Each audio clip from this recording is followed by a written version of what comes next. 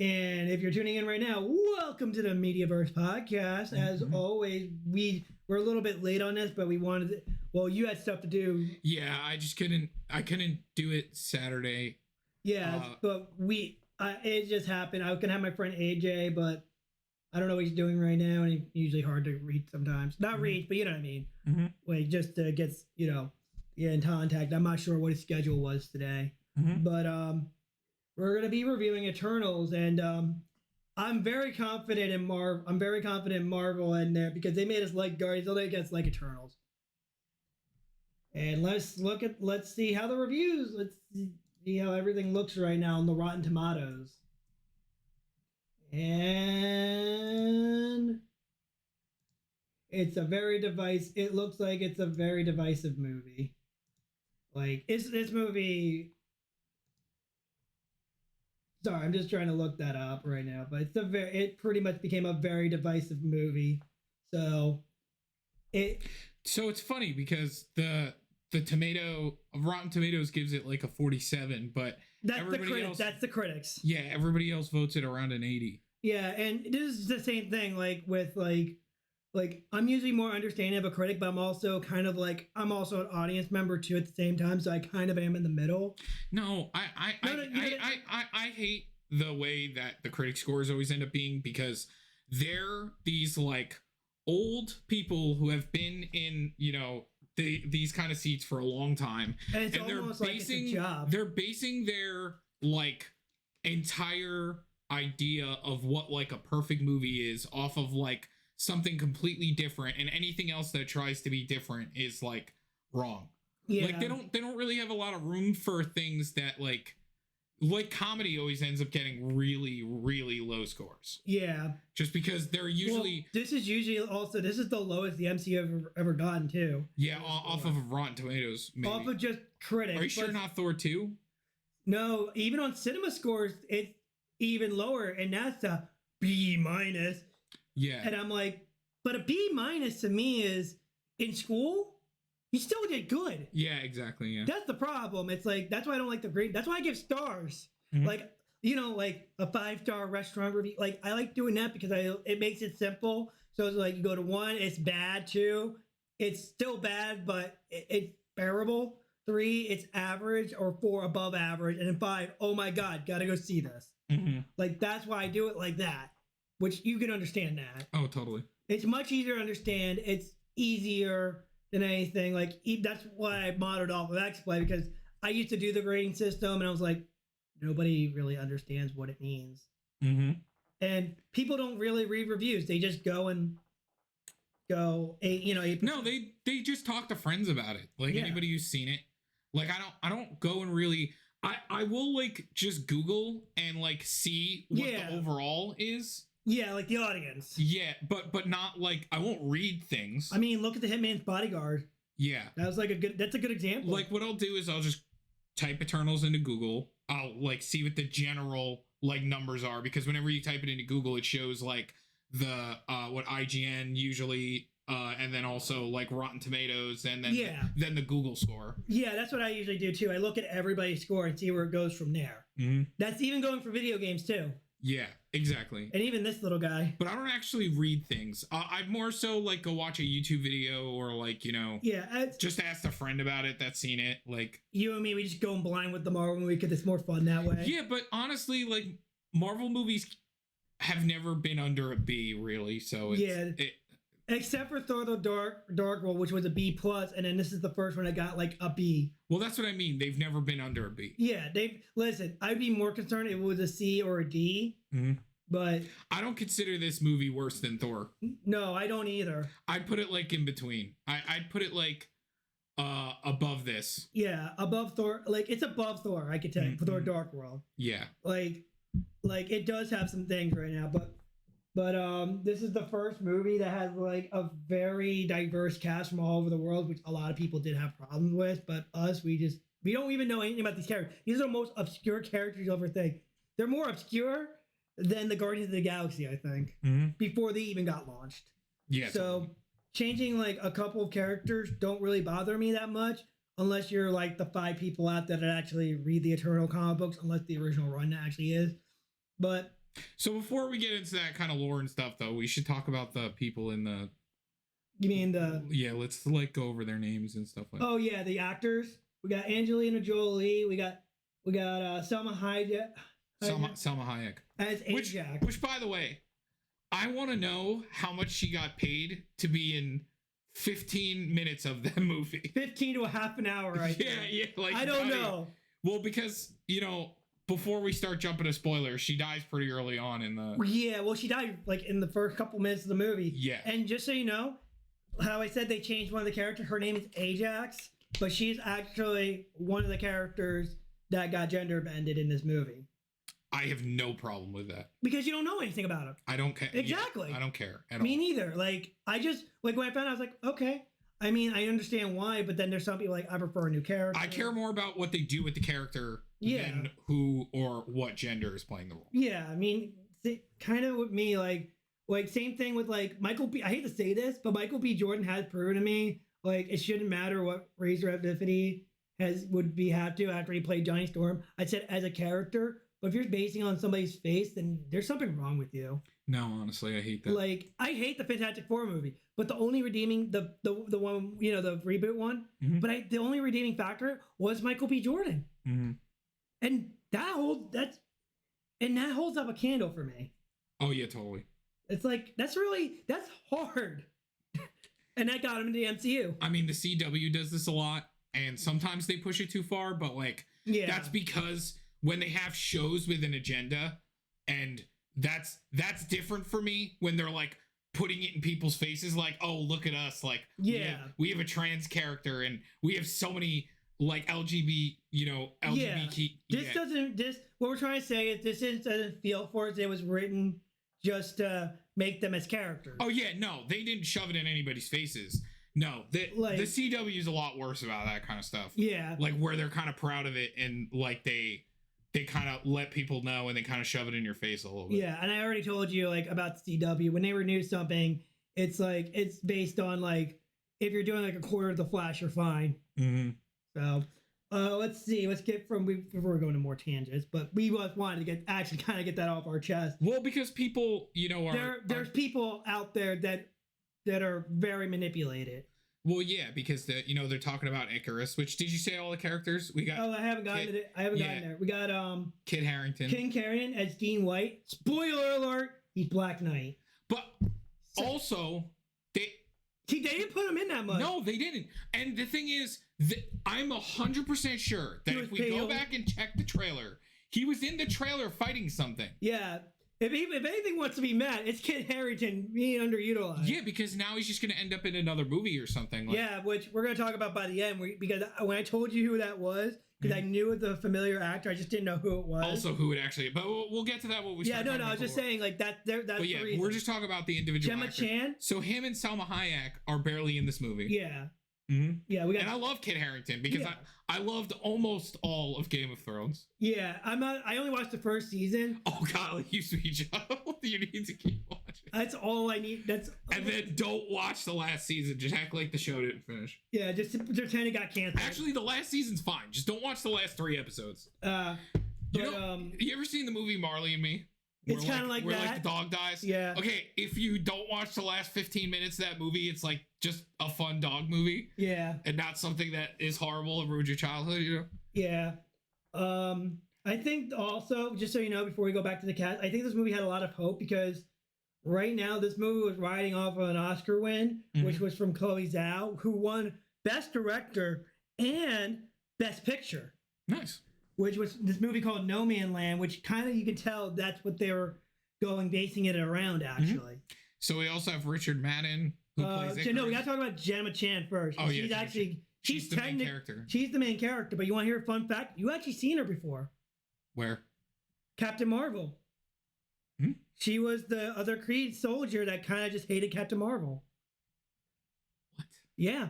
They put her in 2 Marvel movies as 2 separate characters. One weird. with blue makeup and one with not. Oh, it's kind of funny. Yeah, but what's funny though is like this works for me. Yeah, totally. And then we got Richard Madden, who's Icarus, which probably going to be one of the big, which a lot of people criticize. Like I'm going to criticize like this, like if we get into the movie, so you'll understand how I'll criticize it.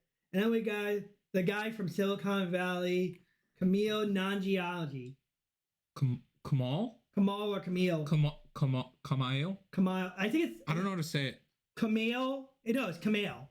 Camille Nanjiani. We're just butchering him. He's the guy from Silicon. He's the Indian guy from Silicon Valley. He's a very hilarious person. Yeah, I was really happy when I saw that he was on. He got ripped for this. He got very ripped for this movie, but never barely had a shirtless scene. Yeah, I know, but they did it. Yeah, he did. He didn't do it. And then we got the little girl who plays. How old is she actually? I think she's 6. No. I mean, how old is she actually? Let's find out. Rotten Tomatoes. She was born in 2007. 2007. So she'd be 13 right now. So when this movie. No, 14. Yeah, 14. Will she be 13? Wow, she's actually young. Yeah, she probably was 12 when that movie was made. She didn't look that young though. Yeah, I know.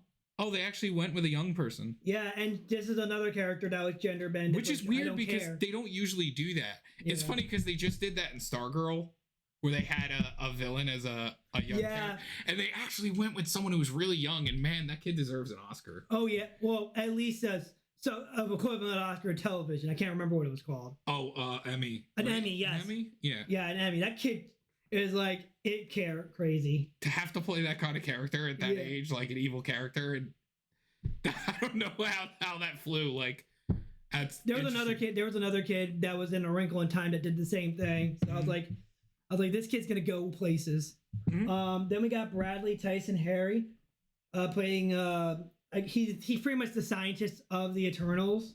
It's oh yeah, they all have like Olympian names, so some of them are hard to say. Well, pretty much from myths and legends, where they pretty much are the characters. Yeah, they're based off Yeah, but pretty much these are those characters. Like Icarus is the Icarus from myths and legends. Yeah, he's based off of, oh my god, what's the guy's name? Science. No, I remember, dude. I've played all the God of Wars. I should know this. The guy that Hephaestus. That's the one. That's the. He's also the very first game superhero in the MCU. Which good on him, man. Yeah. I'm surprised they haven't done it sooner. They've done. I think they did a good job with this. Didn't they not mention certain things or? No, I guess not. I think they did a good job with the. No, I liked him. Like it just felt like this was a family, a family, a group of people that are, and he cares about his family, and he was also a character that was really broken before he found this family. Also, someone that as the film was going on, I kept turning over to Kyle, and I'm like, I swear I have seen this character before. This one. And I'm like, right, I still watch the horrible Walking Dead series. The Laurel Ripto. Yeah, Lauren Ridloff? Ridloff, yeah, and she's the first character. She's a speedster. Yeah, she's a speedster. And the first speedster in the universe. Yeah. In the MCU universe. She's also a character. I just figured I'd mention this. She's also, I was looking up stuff. She's also a gender swap character. But I don't care. And I have no fucking problem with that. Yeah. Like I said, I just figure for the mental note, if you guys want us to be if the movie is good and they play the characters well, I don't care. Yeah. I've never cared. Yeah. Yeah, but I don't know how comic book people can complain when gender bending has existed in comics for God knows how long. It existed in television shows. That's the problem. Yeah, it's just even when you reboot something, it happens. Yeah, get over it, man. What generation do we live in? We're living in a generation where the internet has access and everybody has a mouth. So I swear I know this kid from something also. Very cool. He seems familiar from something. I liked him. My finger on it. He was good. Yeah, he was very good. He was he's a fresh. I think he's a fresh actor. The next guy, I'm gonna look up Barry Coogan. Hold on, because we don't know where this guy came from because he's an Irish actor, Irish boy. Wow, he was really holding that accent. So wait, he wasn't. What else was he in? I'm about to find out. Stand up between travels. Oh, he's in the Batman movie. That's what. No, the Batman. Oh, the Batman. Yeah, the new one with Robert Pattinson. Oh. Which, wow, great job! You're really moving the world of Marvel and DC. Oh no, he was in Dunkers. Wow, I gotta rewatch that movie. I swear I've seen him in something. There's some I don't know what television it is. shows. He's from Ireland though, so Yeah, I don't know. The face just looks familiar. yeah, so he's from Ireland. Mm-hmm. And then we got this guy. This guy's from Korea. Mm-hmm. And he's an MMA fighter. He actually joined this movie so he can give South Korean kids a superhero of their own. And his name is Gilgamesh. And then you know what they killed him. Yeah. Oh my god. Spoilers, by the way. If we didn't say that already, we're gonna talk full length, and if you haven't realized, right? Yeah, I'm just like going through like the list of the cast members and everything. And that's really that's it. We don't got to talk about anybody else. Yeah, but I feel it's good as a movie, but I feel like I feel like it would have been better. I feel like it would have been much better as a Disney Plus series. Just like if you give it a much longer length, you can actually dive into every Eternal. I kind of agree with you. No, I'm saying I like it as a movie. Because I feel like they didn't have enough time because like 70% of the film is them explaining everything. And going back and forth, which works much better for television, actually. Yeah, because we don't want all that wasted time in the movies unless you're going to make like several movies. But like, even in Thor, like they didn't explain too much. Yeah.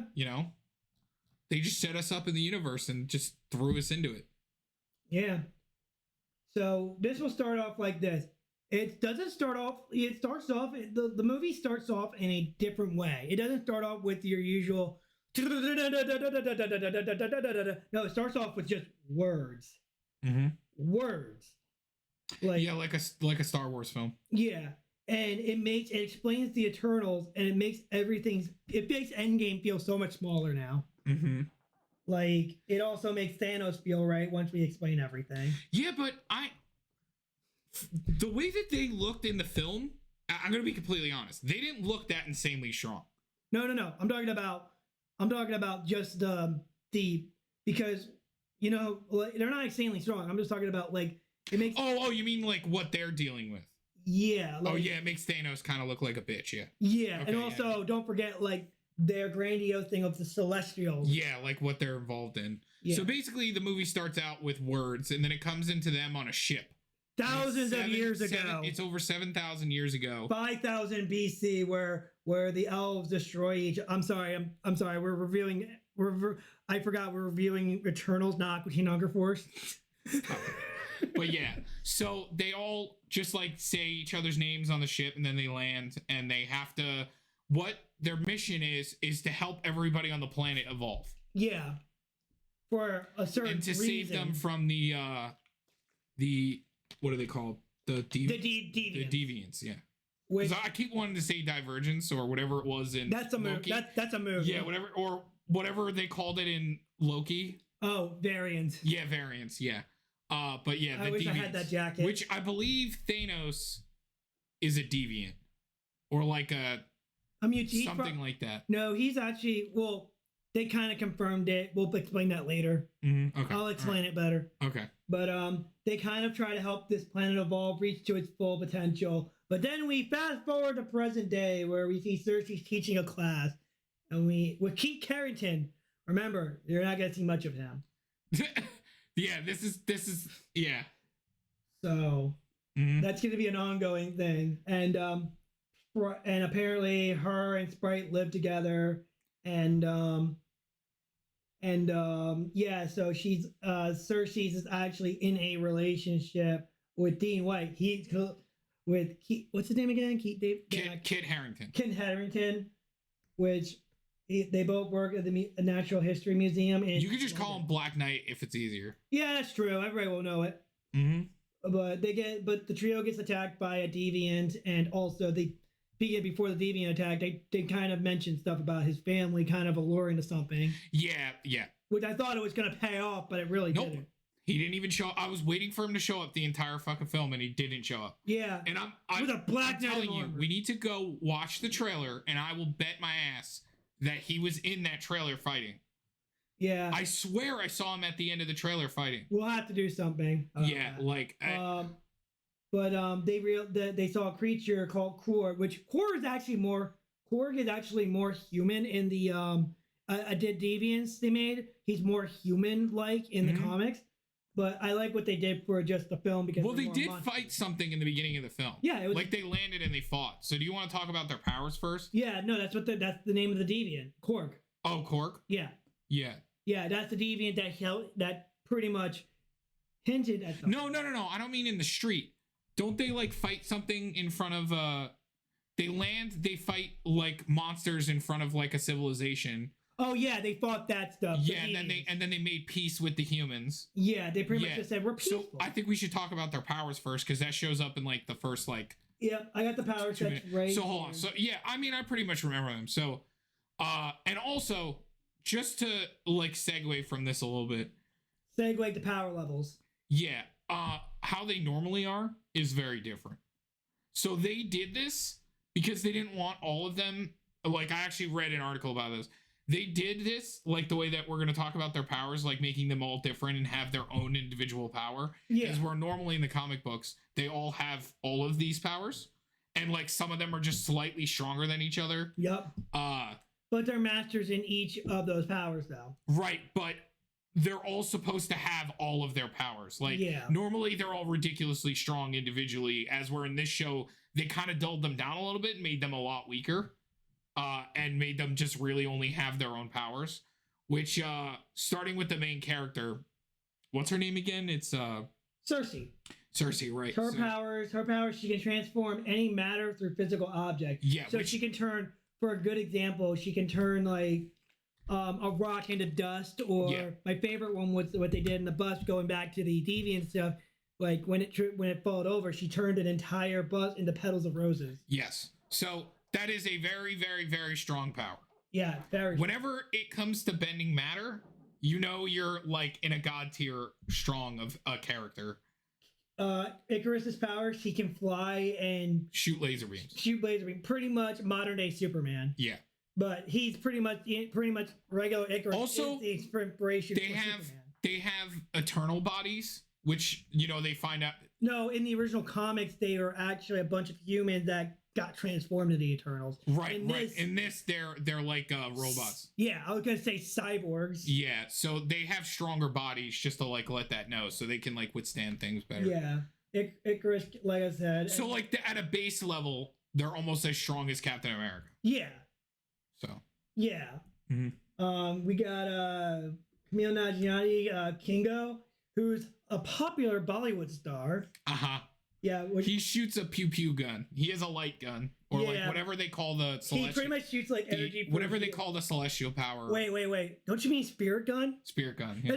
That's the first thing that came up when I thought I saw charges. I'm pretty sure I turned to you and I said something like spirit. Yeah, no, we were both saying that.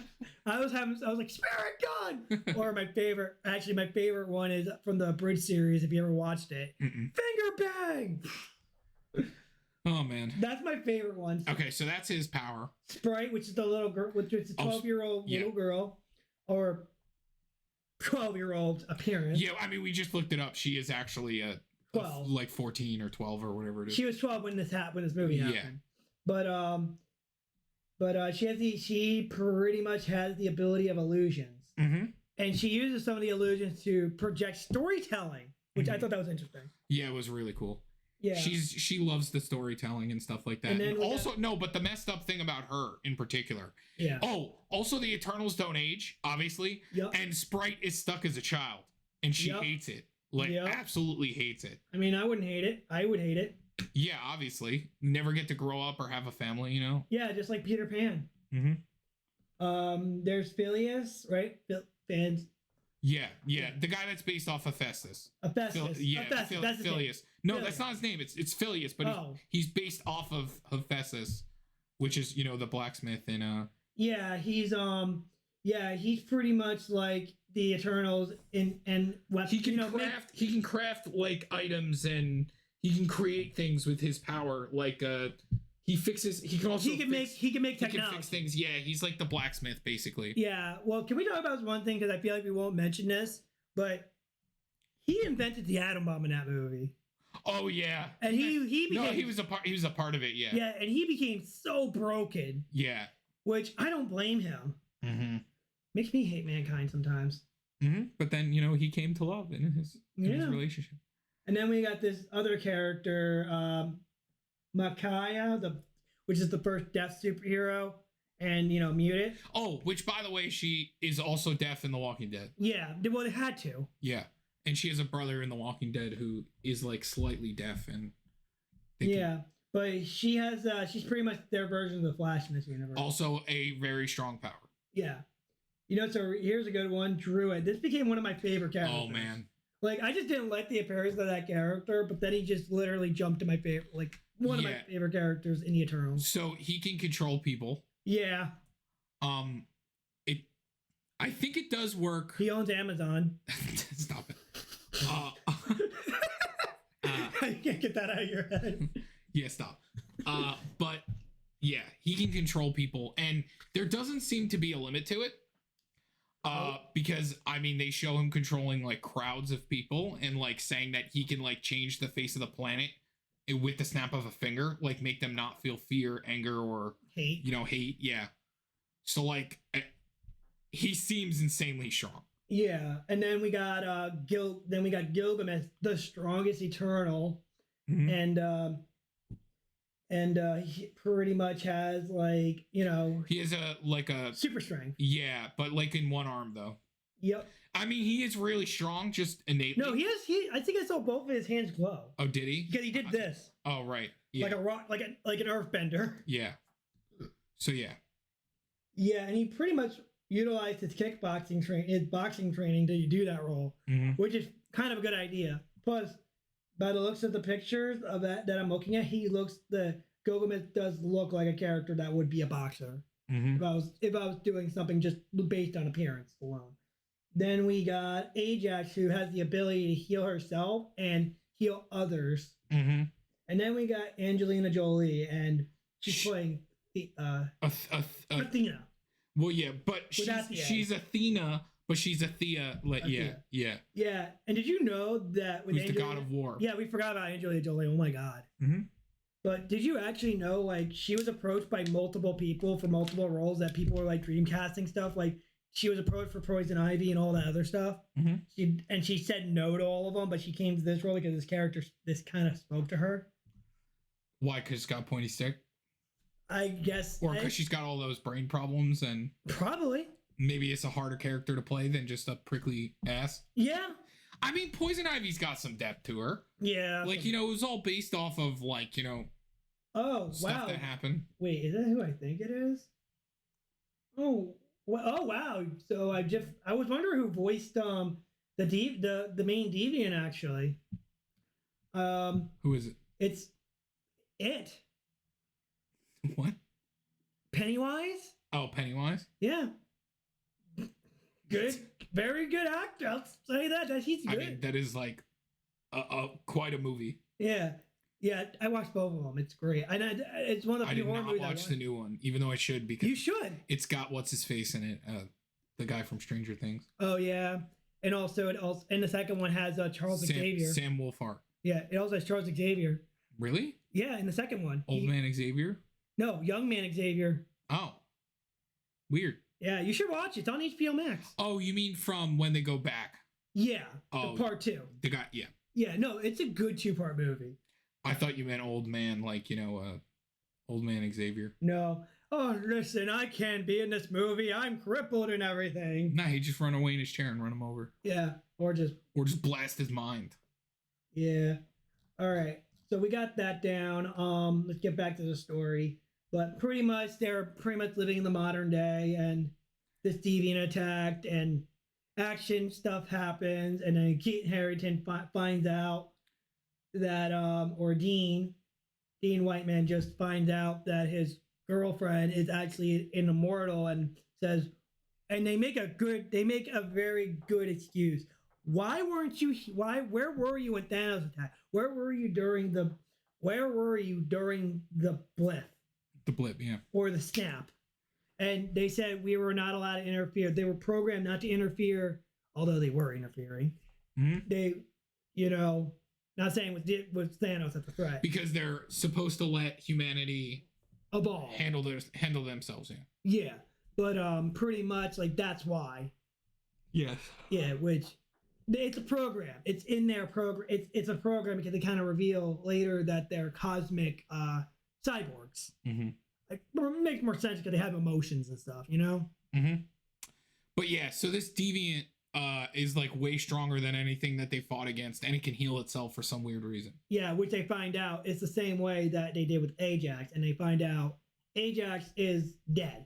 Mm-hmm. And so it sucked the powers out of Ajax. Yeah, and they go to see Ajax. Yeah, dead, and they find out that she's dead. But her orb, I'm gonna call it the Eternal Orb, mm-hmm. goes she's the prime Eternal, so she's the leader.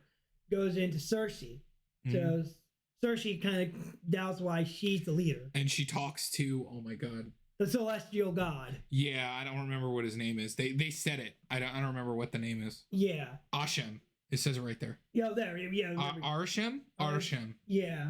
That's what it is. Arishem. And I see it right there. Oh, there we go. Arishem, Arishem. Which is, they kind of like just say like the Celestials pretty much create the world. Worship? What are you doing? Oh. I see it. Don't worry. I just wanted to see if they show like a picture of him. Yeah, what do you... Oh, no. Oh, no. Hold on. No, they will. No, we'll just click on it. Nope, they don't have no pictures. Well, that's weird. He's definitely a character. Oh yeah, he's like a huge character. Oh god, I am in the wrong. Well, because now we're into like the cosmic stuff. Yeah, which is to be honest, after that they have nothing left to do. Yeah. Like after this second wave, like they might have to just like either turn it into fun little sideshows or just like end the main plot as it is, like, or just explore the multiverse right now because that's what Kane's for right now. Well, but we're doing that right now. Yeah, we're doing that, and we're doing the cosmic stuff. Yeah, so like what? We have two stories going. Maybe one. What do you think Spider-Man's setting up? The multiverse. Exactly. Well, I thought that's how Venom ended up in it. But I thought that's how. Dude, how much did that blow your fucking mind? Yeah, no, dude. Do you even remember when I can't even believe that they worked that out. No, you want to hear what I said when I said in the movies? I said those son of a bitches did it. When I heard J. Jonah Jameson, I was like, shut the fuck up. I told you. No, they did not. I told you to go see the movie, and you're like, okay. Oh my god. Yeah. Hold on. Let's get back into everything, but yeah. So they find out, like, they do find out what the hell's actually going on. So they find out that this thing called the emergence happens. Mm-hmm. So their mission was revealed that the Eternals were not to fight the Deviants, but prepare Earth for the emergence. The emergence is pretty much how he explains for millions of years, and I'm reading this off Wikipedia, the Celestials have been planting seeds on populated planets for the Celestials to be born. And then the planet blows up. And the Deviants were sent by them to destroy the apex predator of each of those planets to ensure the development of life. But when the Deviants evolved, they began hunting the populace. They couldn't control the Deviants because they gave them too much of a free will. Yeah, and they were more like monsters. They weren't actually like people. So the Celestial created the Eternals, which are pretty much the cyborgs, I call them. And they're supposed to protect the planets from the Deviants, which were originally supposed to protect the planets. Which is what you find out. And basically it's basically breeding the planet so that they're smart enough for a Celestial to be birthed from the planet. Yep. And they keep doing this for millions of years. Yeah. And then they keep losing their memory and coming back. And also the importance of a Celestial is to birth another universe. Yes. So they pretty much, and even people that were hardcore Christians were like, this is not the way God. I'm like, I said this. This is their interpretation of what God is like in a more visual way. Mm-hmm. You know, that's how I see it. But basically, they sacrifice billions for an unfathomable amount of people in life. Yeah, it's sacrificed one planet for more life. Mm-hmm.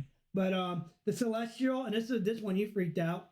This Celestial's name is actually Tiamat, which you were like, that's a Dungeons and Dragons character. I said that. What's funny though is it's an actual Celestial. Actually, I have the figure like sitting right over there. Yeah. In that box, yeah.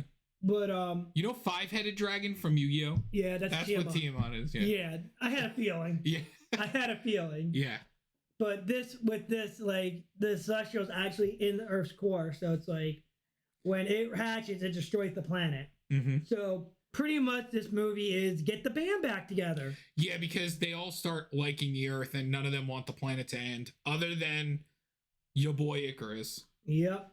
So, and do you want to get to that? We don't have to explain like how they get everybody back together, but they go to each individual person and they get them, and each one of them has their own life. Also, we forgot to mention that Angelina Jolie's character, even from the beginning, like started to get this like memory lapse. Yeah, they called it something. I call it a memory lapse because she was remembering stuff that they did in the past, even though she's not supposed to. Yep. And it made her sick and want to like attack her own friends.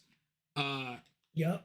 So protocols and stuff like that. So what's his face goes and ends up living with her. Gilgamesh. Gilgamesh ends up going and living with her by himself, and taking on the role of watching over her. Yep, a guardian. Yeah, and so they go and seek them out, and then they find out that like she's actually right, and like everything's a fucking lie, and everything's gonna die. Gilgamesh is probably one of the best characters in that movie. Yeah, but then they killed him off. Yeah, but he died. To a deviant, to the leader deviant, and he evolved. Ajax died, he died, and technically, well, I guess we should save that for the end. Yeah, we'll tell you. There's somebody else that dies. Yeah, because he died in turn of them getting Druid.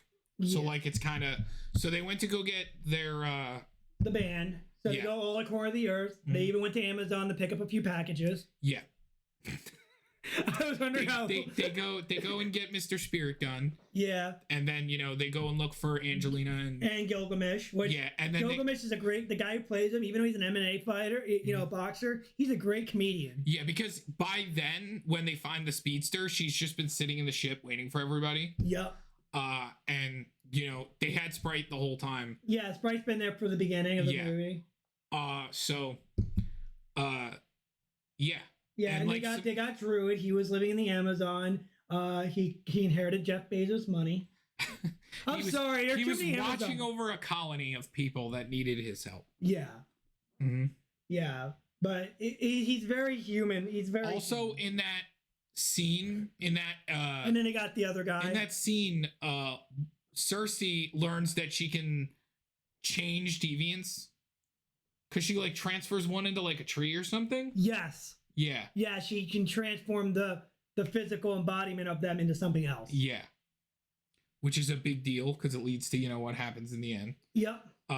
It's you can call that a foresight. So then cut back to so they get the band together. Yeah, and they got and then they get to the ship. Their scientists. Yeah, they get their scientists, they go to hang out at his family's house, and like his husband. They make a reference. By the way, they make a reference to Superman during that scene. Scene. And he says, "I don't wear a red cape," which kind of indicates that it's kind of like a way of Kevin Feige saying, "Yeah, Superman does exist in the MCU," and people are gonna get mad about that because of the internet.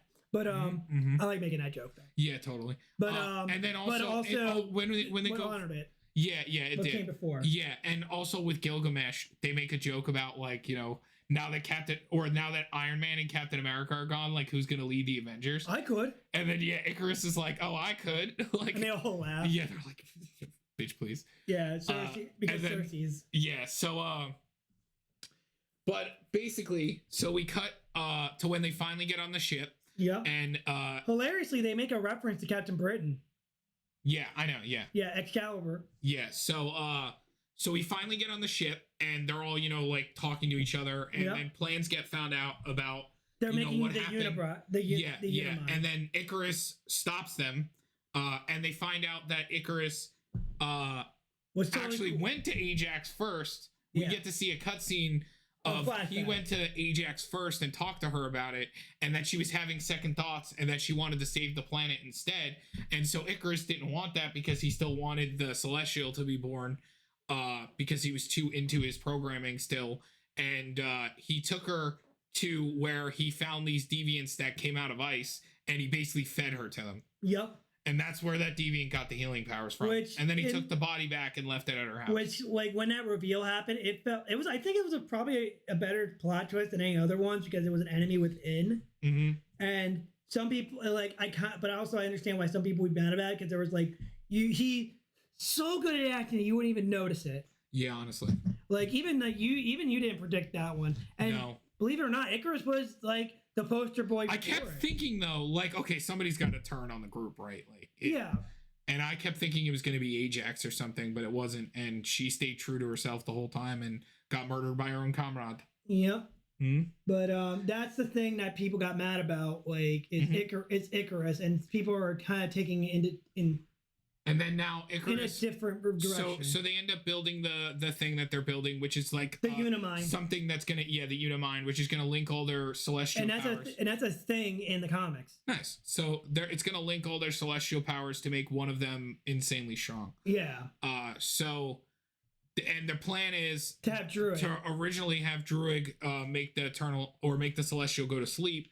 But they learn that Cersei is better suited for it. After they learn about like what happened with the Divergent, how she could change it. Yeah, so, the deviants. Yeah, the deviants. But we're trying to give you like a cliff note hanger of the movie without giving you too much. Yeah, so it goes to the end where like Icarus is, going to the Celestial. Yeah. And they find her there, and a fight scene happens. Yeah. And they all fight each other. And actually, not bad. The blacksmith catches Icarus. Yeah. For a long time. Yeah. He does end up getting out. I love the line. I love the line. He said, "I would want to clip your wings." Mm-hmm. I love that line. We have a crazy scene with like Cersei showing Korg. Yeah, Korg, and like Believe it or not, in the comic books, Cersei and Korg were actually lovers. That's weird. Yeah, so it's kind of like all that weird that you see is kind of like a reference to the comic, but that's weird. But yeah, so all that stuff happens, and they end up having a fight scene, and Cersei is fighting with Sprite. Yep. And she made illusions of Druid, the speedster, and the blacksmith, and Athea are fighting. Druid was kind of like. Oh, I almost thought Druid died for a moment. Yeah, honestly. I almost thought a couple of them died for a moment. Yeah. Like, it was like an intense moment. Like, and we all know how it's going to end. Mm-hmm. But it was, Mm-hmm. So, they end up holding them off long enough for them to do what they're doing. And so it gets to like the final scene where she's like standing on the Celestial, and Icarus gets out and flies over to her and is about to like try to stop her, but like he sees Cersei, remembers the kind of relationship they had, and then like turns on his own beliefs in the last second. Yep. Which I thought that was gonna be leading to him just like joining back with the group. Yep. But okay, so they form the Unimind. He throws his power into the Unimind. Even Sprite throws his power when she finally sees that Icarus is now back with the group, because Sprite loves Icarus. So she kind of just follows whatever he says. Yep. So after they freeze the Celestial and they turn it into like stone or whatever they turned it into. Yeah, marble, which is crazy to look at because it was this massive thing in the middle of the ocean. Here's the thing about this movie though, since somebody brought this up, and it's a guy I like to watch. He didn't like the movie as much, but he did bring up a good point. And it's the whole like last fight thing. Mm-hmm. It's like there's this world-ending event. Where are the other Avengers? Like, I was thinking that also. Like, and I get that. That's a good complaint. No, like really, like I can understand why Thor's not. If the planet is exploding, like is Bruce Banner? Like, are they not following this kind of thing? I know. I feel like Doctor Strange. I know Doctor Strange has like kind of I hope they just say Doctor Strange has been in the multiverse. Also, how is Doctor Strange not known about the Eternals? Like he's got tabs on everything. Yeah. I don't know. I think he probably remember he's still freshly new. And remember that what's her face was one of the only people that knew about the multiverse, and so does Doctor Strange. Oh yeah, the ancient one. Yeah, the ancient one. Yeah, so like, because we know that from Loki, because they go and visit her. But like, well, no, they didn't visit her there. We know that in the end game because she knew about how. Oh right. Yeah. They just talk about it. Yeah. Yeah. So they beat the Celestial, and Icarus, instead of like wanting to rejoin the team, he feels so bad about what he did that he flies into the sun. Yeah, just committing suicide. And hilarious. Which is funny because the term, legend. The term, like, you know, Icarus flew too close to the sun. Yeah. Yep. It's kind of like a poetic way of his end. Mm-hmm. But I didn't like that though. Me neither. I mean, I think he should have stayed. Like, I would have only accepted that if, like, that was killing the Celestial, he needed to do it. Yeah. But I think that after everything that happened, like, he should have been there. Yeah, but I feel like, and just saying this from, like, a person that watches a lot of movies, I feel like he felt that guilty that he needed to do that. But that's all I'm saying. He felt that guilty. Yeah, but I didn't like that. I didn't like the way that they played that. Yeah. I mean, if they gave him, like, a redemption arc where he's, like, put in, like they did with Loki. Mm-hmm. Like, who knows? Maybe he's not dead. Maybe he just formed with the sun and he can form back whenever he feels like it. Yeah, or like, oh no, Cersei's in trouble. He is just like energy. Yeah. You know, maybe he can form back. Who knows? Yeah. Let's see. Because Cersei had with Icarus, Cersei had a little bit of energy left, so they let Sprite turn into a human, ending her permanent childlike state. Yep, she was really happy about that. Yeah, but you know what's funny? You know the real reason why? She lost her powers also. You know why they really did that? Why? So they could just so it explains why she ages. Mm-hmm. She's in the next movie. If she is. Yeah, but didn't she lose her powers, right? She said she'll lose her powers, right? I don't think so. I thought that she mentioned that you'll lose your... Oh no, she said you'll lose your body?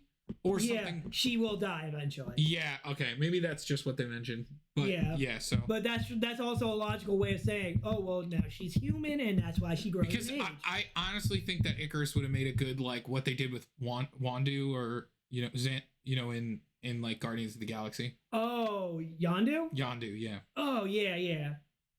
I think that would have been a good thing to show, like, you know, the next movie, like, I've kind of like... Yeah. But then let's see, we find out that they're all at Ajax place. They're gonna go into the ship, find the other Eternals, and tell them what's going on.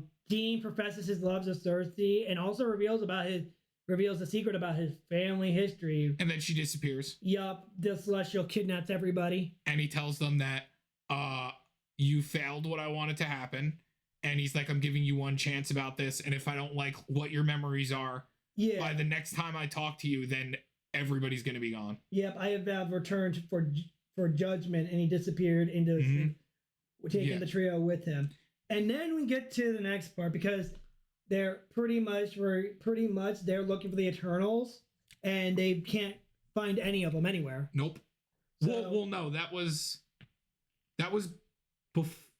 after they showed. No, I'm talking about the Black Knight. I'm talking about this is the mid-credit scene. Oh, okay, yeah. Yeah, we're going in order, man. Yeah.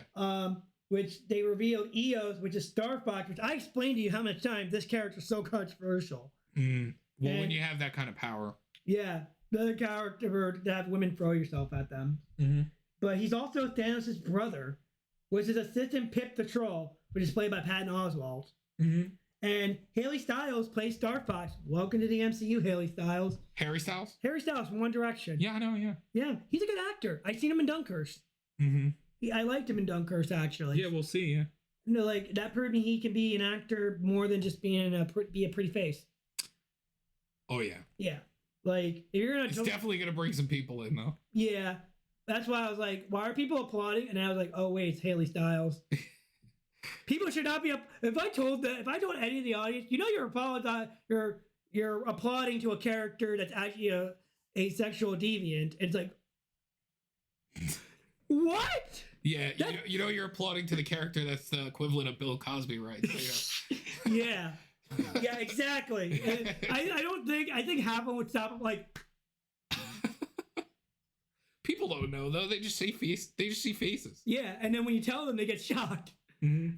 Like no, but like, could you imagine? Like, that's like Marvel covering something like. By the way, he does mention mention Planet X. Yeah. You know what Planet X is? That's Planet X. That's the planet Groot comes from. Yeah. So my prediction here, we're gonna see Groot. We're gonna be seeing Groot and his home planet. Oh, that's awesome. That would be great. And they all say, "I am Groot, I am Groot, I am Groot, I am Groot," and everybody goes, "Ah!" I'm kidding. That would be amazing. Yeah. So it also was revealed that he was. It doesn't say on here. It reveals that he's actually a Celestial. He's the brother of Thanos. Yeah, he said that. Yep. He said that in the movie. Yep, and he has the orb too to prove it. Mm-hmm. So this retcons Thanos in the MCU as a Celestial. Yeah. How does this work? We do not know. So now we got to go to the most important. And also, he's like so many years down, watered down of it. Not like a top tier Celestial, like very watered down. Yeah. Like through years of breeding, like, you know, it, because you can look through the chart, like, you know, so. Yeah. But then we get to the post-credit scene where we see Dean opening up an old chest he inherited from his ancestor containing the Ebon blade. And this is the one that nobody did not think about until Chloe Zhao actually said it, and she brought in this character because it's one of her favorite Marvel characters. And I was like, wait, is that really your favorite Marvel character? After watching Eternals, it's Mahershala Ali's blade. And I was so mad we didn't even actually get to see a costume. He just said, "Are you sure?" It says he questioned whether he is ready for it.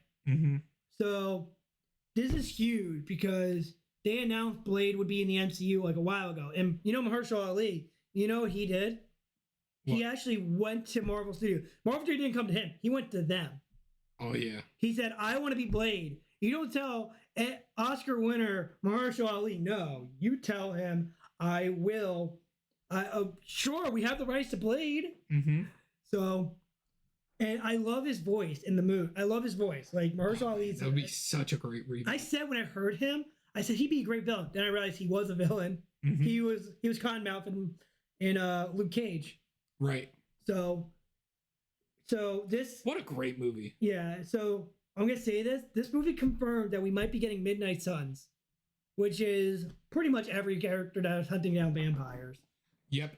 So what better way of killing an immortal character than killing immortal vampires? Yeah, they have to start bringing in the characters that are specialized in the really big game kind of stuff. Yeah. Which the Eternals are. Yeah. And, you know, we've only kind of bridged the gap with Stargirl, or... Because we were just talking about that earlier. Yeah. My God.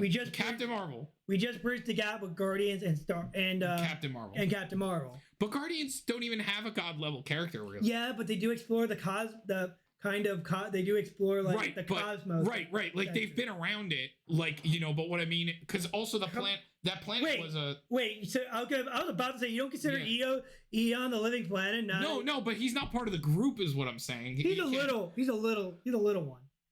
No, what I mean, Kyle. He's a little. I don't mean stuff that showed up. I mean superheroes. Yeah. That are gonna help with the threats. Yeah. Because they're much bigger threats than him.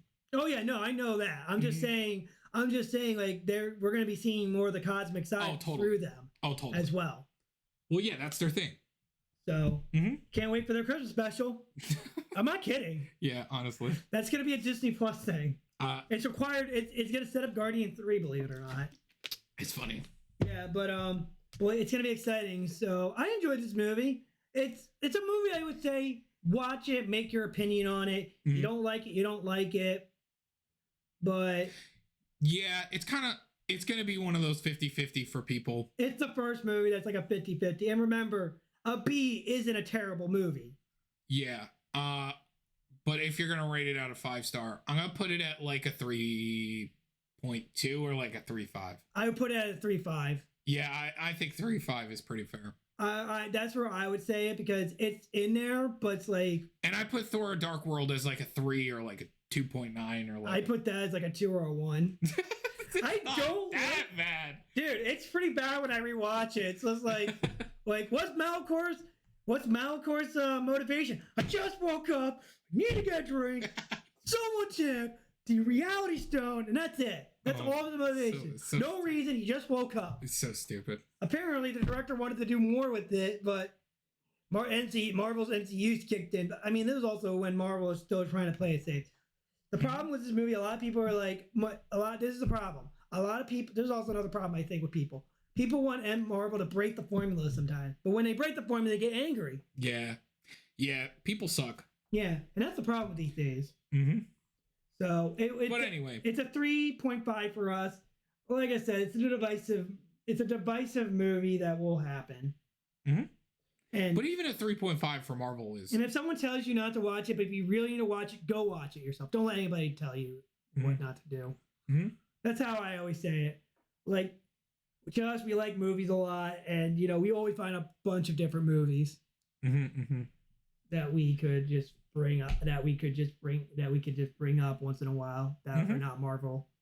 Eventually, we probably will watch the Batman movie, though. Eventually. Yeah. Have you even seen the new trailer? Oh, I gotta show it. I've been staying away from it because No, the new trailer gives you an idea of what this Batman's gonna be. I'm kind of not excited. Because that universe has been so bad. It's its own thing. Like looking back at a lot of things, like the only really good movie that they had was Shazam. Because even Wonder Woman is not an A movie. Yeah. Neither one of them. They're both B movies. Yeah, but have you seen? But once you might want to watch Suicide Squad. I'm probably still not gonna like it that much. Oh no, you'll like it. I'm gonna watch it. You're gonna watch it with me. Just because there's a lot of characters I like in it. I love John Cena, I love Flula, and I love Pete Davidson. Yeah, once I told you Pete Davidson, you're like, get me on board. Do you know who Flula is? Like the German guy that Oh yeah, from he was in the he's in Flash. Movie. Yeah. Yeah, he's in. You mean the Polka Dot Man? Is he Polka Dot Man? Yeah, he has like. He's the one. Hold on, let me. I'll just. Yeah. Hold on.